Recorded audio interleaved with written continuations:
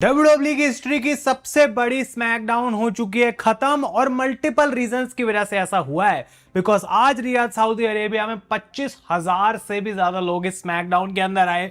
सबसे लंबी commercial break इस स्मैकडाउन में हमें देखने को मिली इन द WWE हिस्ट्री, उस पर मैं अभी आता हूं। और CM पंक ने 14 साल की पाइप बॉम्ब के एग्जैक्ट एनिवर्सरी वाले दिन पे जॉन सीना के थगानोमिक का स्वाद पंकानोमिक के नाम पे उन्हीं को चखा दिया। और ये और बहुत कुछ और चीजें आज स्मैकडाउन के ऊपर हमें देखने को मिली हैं, तो आप वीडियो को एंड तक देखते रहना बिकॉज पूरे शो को हम रिव्यू तो करेंगे ही, लेकिन इंटरेस्टिंग चीजें बहुत सारी हुई हैं यहाँ पे। बिकॉज स्मैकडाउन चालू होती है, कोडी रोड्स आ जाते हैं बाहर, रैंडी ऑर्टन आ जाते हैं, क्राउड पागल हो रहा है, 25,000 ऑलमोस्ट लोग यहाँ पे हैं। और ये चीज यहाँ पे जैसी स्टार्ट होने वाली थी, लोग गाना गा रहे हैं रैंडी का, कोडी का, स्ट्रीम अटक जाती है और नेटफ्लिक्स देख रहे हैं। सारे लोग सोच रहे हैं हमारे वाईफाई को क्या हो गया, ये वाईफाई तो एकदम से ऐसे नहीं खराब हो सकता, बाकी सब चीजें तो चल रही हैं। और फिर ट्विटर पे जाते हैं, सारे इंस्टाग्राम पे जाते हैं और पता लगता है कि नेटफ्लिक्स डाउन है। बहुत देर तक, ऑलमोस्ट 30 मिनट तक ये ब्रेक वाली एनिमेशन चला के रखी नेटफ्लिक्स ने कि वापस आएंगे वापस आएंगे।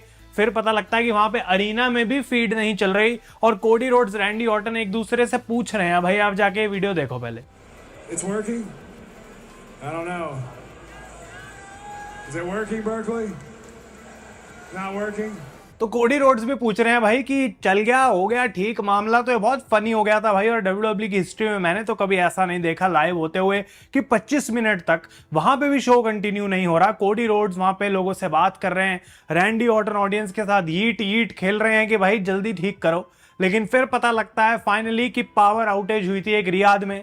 एक बहुत बड़ी मीम चल रही थी कि किसी कैमल ने, ऊंट ने किसी तार को चबा के खराब कर दिया है, क्योंकि ऑब्वियसली सऊदी अरेबिया में है और उस वजह से शो सारा खराब हो गया। लेकिन एक पावर आउटेज की वजह से WWE वहां पे भी कुछ नहीं कर रही थी। और जैसे ही शो वापस आता है ऑन द एयर, ये भी बहुत फनी था कि वेड बैरेट माइकल कोल अपोलोजाइज करते हैं कि भाई टेक्निकल डिफिकल्टीज हो गई, और उसके एकदम बाद दोबारा कमर्शियल पे चले जाती है स्मैकडाउन। भाई बहुत फनी था। समर स्लैम की टिकटों की एड चल रही है, लेकिन ये कोडी रोड्स और रैंडी ऑर्टन वाला प्रोमो हमें कभी देखने को नहीं मिला। ऑब्वियसली जो कि एक किंग ऑफ द रिंग के फाइनल से पहले यहाँ पे बनाया जा रहा था। अभी स्मैकडाउन एयर होगी यूएस में दोबारा, मैं उससे पहले ही अपना रिव्यू जो है वो रिकॉर्ड कर रहा हूं, लेकिन वहां पे मोस्ट लाइकली वो सेगमेंट दिखाई जाएगी और आप लोगों को दिख जाएगी। भाई जब तक इंडिया में लोग उठ के स्मैकडाउन देख रहे हैं, उनको पता नहीं चलेगा भाई ये क्या क्या हो गया स्मैकडाउन के साथ आज। लेकिन एक और खुशखबरी आई है यहाँ पे कि 2 घंटे की हो जाएगी स्मैकडाउन फ्रॉम नेक्स्ट वीक। भला हो, बचा लिया भगवान ने हमको, बिकॉज आज अगर CM पंक और जॉन सीना की सेगमेंट नहीं होती तो इस स्मैकडाउन ने तो बेड़ा गर्क करवा लिया था अपना। क्राउड इतना खुश था, इतना शोर मचा रहे थे लोग, लेकिन इस पूरी टेक्निकल इशू की वजह से लोग भी ढीले पड़ गए भाई, और खिंचता ही चला जा रहा था शो। तो फटाफट से चीजों की बात करते हैं जो कि शो के अंदर हुई हैं, और उसके बाद मेन इवेंट में मैं पूरे डिटेल में डिस्कस करना चाहता हूं इस पंकानोमिक्स के प्रोमो को। तो सबसे पहले देखने को मिला जेसी मटेओ का मैच जिमी ऊसो के साथ। वो जीत जाते हैं। मैच के बाद सोलो सिकोआ एक हग ऑफर करते हैं, बट जिमी ऊसो उनको चांटा मारते हैं और फाइनली जेकब फाटू यहां पे आके उनको सेव करते हैं। ऐसा लगता है जेकब फाटू और जिमी के बीच में भी कुछ अनबन है, बट जिमी जेकब को साइड करके उनको बचा लेते हैं बिकॉज सोलो पीछे से आ रहे थे, उनको सुपर किक पड़ जाती है। तो ये दोनों तो सेम पेज पे हैं, ऐसा बिल्कुल लग रहा है। इसके बाद विमेंस यूनाइटेड स्टेट्स चैंपियनशिप का हमें मैच देखने को मिला, Giulia versus Zelina Vega. Probably one of the worst reigns in the history of WWE रही होगी जेलिना वेगा की इस मिड कार्ड टाइटल के साथ।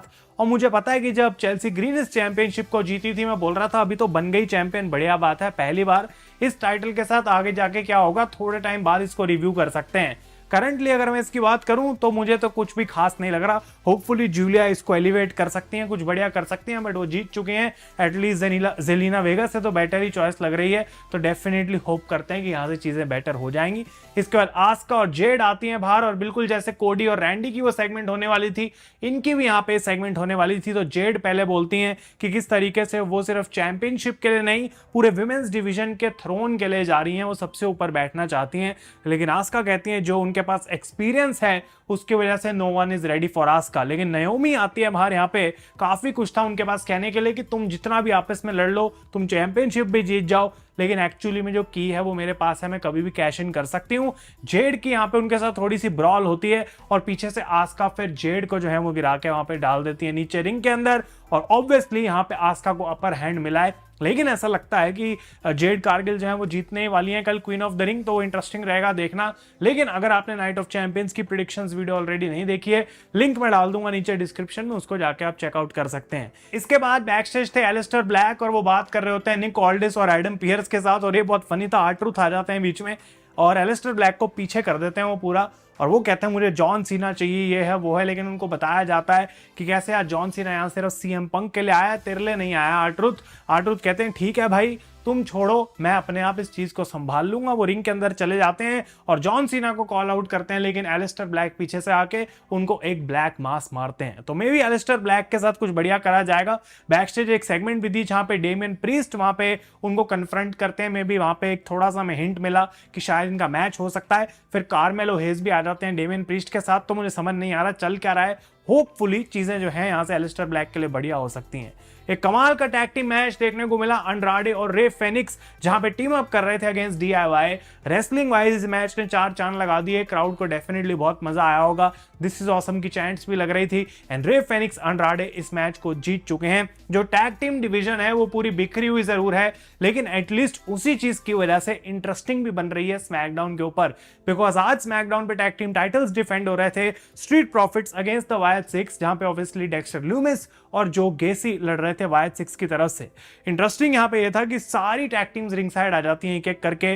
तो लॉस गार्जा जो कि अब AAA टैग टीम चैंपियंस भी हैं, उसके बाद फ्रैक्सियम है, DIY है, मोटर सिटी मशीन गन्स हैं, ये सारी टीमें रिंग साइड पे हैं और इवेंचुअली केओस हो जाती है। ये मैच एक नो कॉन्टेस्ट में खत्म हो जाता है। अंकल हाउडी को अपर हैंड मिलने वाला था, लेकिन फिर स्ट्रीट प्रॉफिट्स को वहां पे दिखाया जाता है बेसिकली कि वो अभी भी चैंपियंस हैं। तो यहाँ पे नोक झोंक जरूर चल रही है, किसके पास चैंपियनशिप्स कब चली जाए, इंटरेस्टिंग रहेगा देखना। लेकिन रॉ के टैग टीम डिवीजन का तो भाई हम कुछ नहीं कह सकते हैं, वो तो बिल्कुल गड्ढे के अंदर है। भले ही स्मैकडाउन अगले हफ्ते से 2 घंटे की हो जाएगी, मजा आएगा, शो को देखना इजी हो जाएगा, लेकिन ये टैग टीम डिवीजन वाली चीज तो एटलीस्ट इन्होंने क्रैक कर रखी है।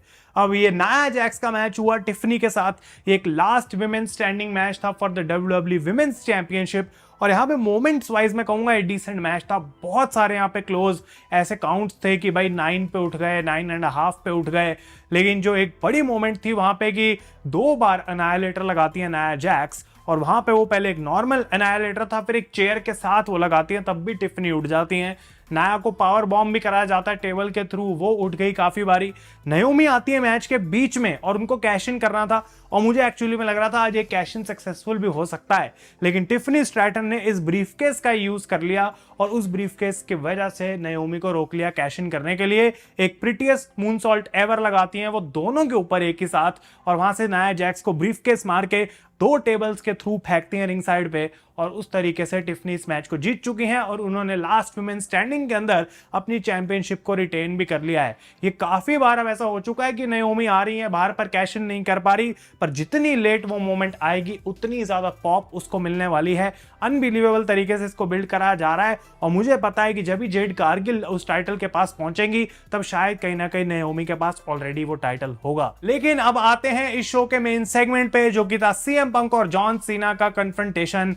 जॉन सीना अपनी एंट्रेंस करते हैं, बहुत ही लाउड पॉप थी, कोडी रोड्स के लिए जो पॉप थी और रैंडी ऑर्टन के लिए पॉप थी। आई डोंट नो क्या हो गया, बिकॉज नाया जैक्स और टिफनी के मैच में तो क्राउड ऐसे था कि भाई मतलब बोलेंगे नहीं, तुम करते रहो लड़ते रहो, ओ हाँ बीच बीच में हो रही थी, बट कुछ क्राउड को मतलब नहीं था उस मैच से। लेकिन यहाँ पे जॉन सीना के लिए ऑब्वियसली बहुत ज्यादा पॉप हुई, और जैसे ही जॉन सीना आके अपनी दोबारा इंट्रोडक्शन कराते हैं रिंग के अंदर, तो वहां पे CM पंक का म्यूजिक नहीं, डॉक्टर ऑफ थगनॉमिक्स का म्यूजिक बजता है, और क्या पॉप हुई भाई। मैं खड़ा हो गया, मैंने कहा ये क्या हो गया। जॉन सीना खुद ऐसे रिएक्ट करते हैं कि भाई व्हाट, ये म्यूजिक, और लिखा आ रहा है भाई पंकानॉमिक्स पूरा स्क्रीन के ऊपर। And CM punk comes out, Chicago कब्स की उन्होंने बेसबॉल जर्सी पहन रखी है, शिकागो बुल्स की उन्होंने यहाँ पे जो है वो कैप पहन रखी थी बास्केटबॉल टीम की, और भाई अनबिलीवेबल तरीके से गले में चेन डाल के जो वो आगे करते हैं अपनी फिस्ट्स, तो उस पे लिखा होता है ड्रग फ्री। तो बहुत ही फनी था वो। लेकिन वो आते हैं बाहर, और ये मैं पूरा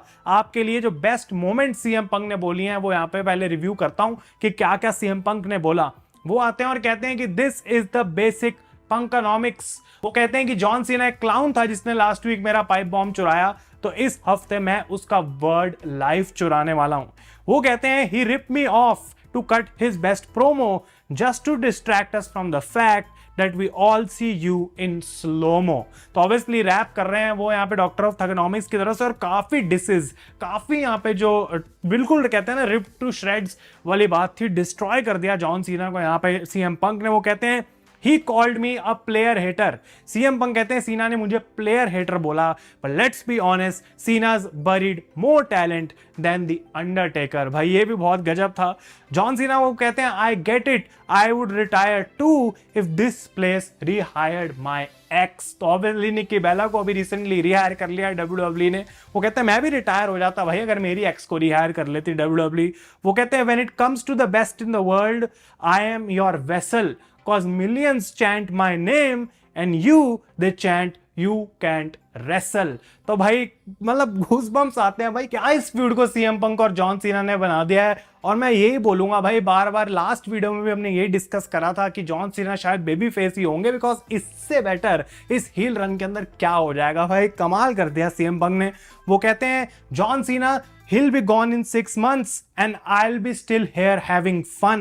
He won't have time for you people because he will be busy washing underwear for James Gunn, जो कि obviously सुपर हीरो मूवीज बनाते हैं भाई डीसी के लिए, और पीस मेकर है जॉन सीना, सुपर हीरो बन चुके हैं, तो जेम्स गन गए जो है underwear धोएंगे, while CM Punk will have fun with WWE fans. ये भी एक बहुत अच्छी लाइन थी। वो कहते हैं you can't see me is a hell of a catchphrase but now it's all done because we all see you and we just see a washed up bum. सीना तू खत्म हो चुका है। You can't see me एक बहुत अच्छा catch phrase है, पर अब हम तुझे देख सकते हैं और तू पूरे तरीके से वॉश्ड अप है। और फाइनली जो माइक ड्रॉप यहाँ पे रैपर का होता है वो सीएम पंक का भी बहुत कमाल था, और रैपिंग की दुनिया से ही वो निकाल के लाए, जो कि और फन बनाता है इस चीज को। वो कहते हैं before you go John there is one more wish to make because tomorrow night you are going to lose to Kendrick cause bitch you are my Drake. और ये बहुत ही भाई ऐसे ऐसे फोन है ना भाई, ले माइक ड्रॉप ऐसे सीएम पंक ने फेंका भाई, क्या कमाल प्रोमो था।